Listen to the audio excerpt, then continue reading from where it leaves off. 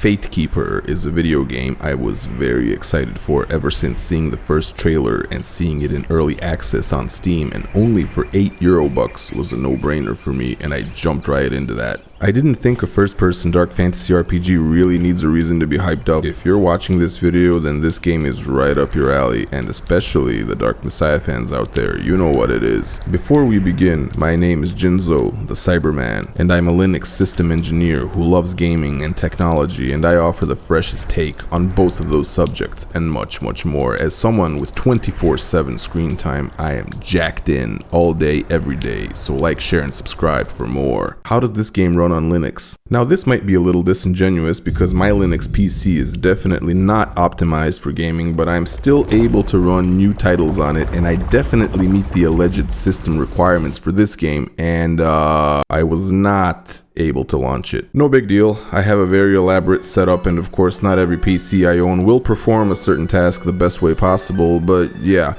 I was at least expecting to be able to get into the graphics menu, turn everything down at least, attempt to play the game, but nope, freezes my entire PC. Your results may vary. I'll just play on the Windows PC. I'm not some fundamentalist.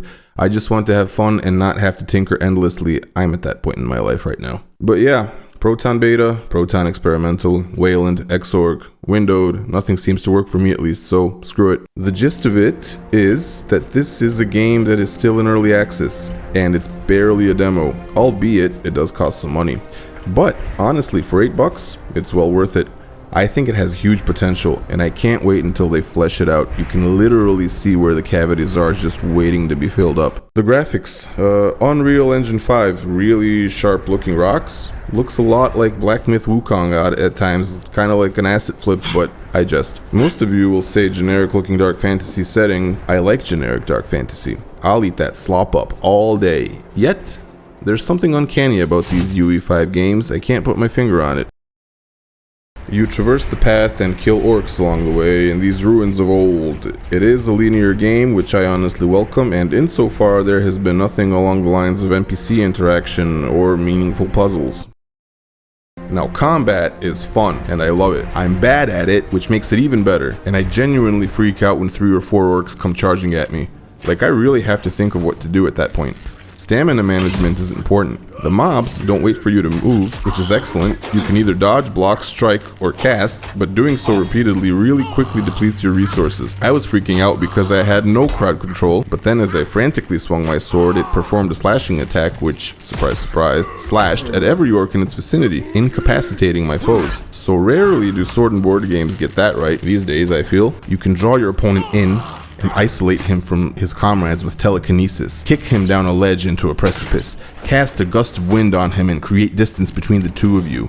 You can block, you can follow up with the counter while they're off guard, or you can be ganged up on and poked until you're dead. It's all pretty great actually.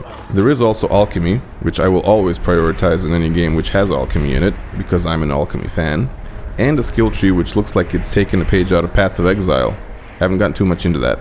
The story, there basically is none at this point. A little rat companion tells you where to go and what to do, and there are lore tidbits on loading screens. I was disappointed by not being able to interact with the first NPC you come along to, which I assume will become our blacksmith in the hub area type dude in the future. He's the first humanoid you come across, and he has nothing to say.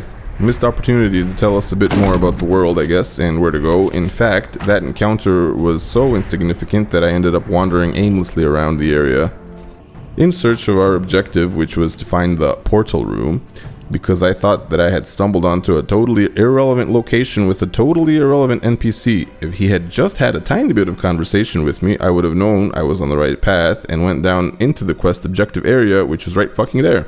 But I didn't, because I thought that couldn't be it. And there is a fucking dragon you can pet in the yard. Please flesh out those characters as soon as possible. They look like they have potential to be super interesting. At least make it so the dragon talks so that we can use it for fast travel. Please. Thank you. Now, the real question is, do you get the game now or wait? And I think the only answer to that question is how much do you want to bet that the eventual 1.0 release will be a great game worth playing? And if the answer to that question is $8 or euros, then yeah, I think it's a pretty good bet. Thank you for watching. Bye.